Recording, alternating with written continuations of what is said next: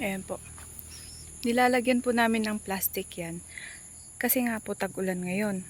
Pag po kasi yan namukadkad, open po yung flower niya.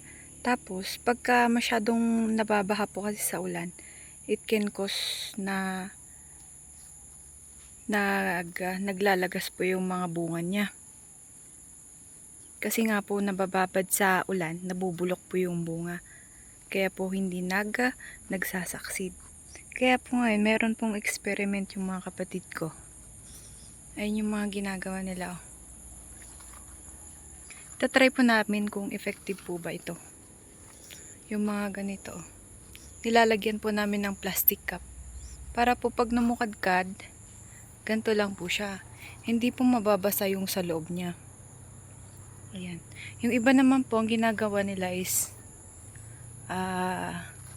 plastiko. Pero sa amin, meron kasing nagsabi na plastic cup daw ang pinakamagandang gamitin.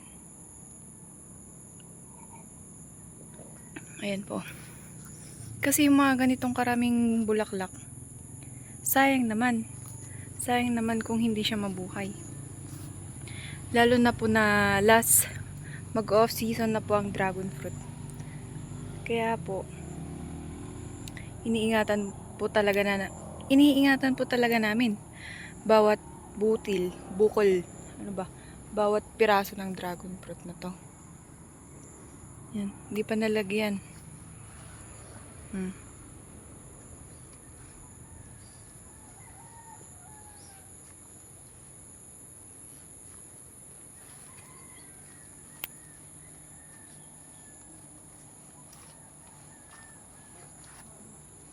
Guys, kape.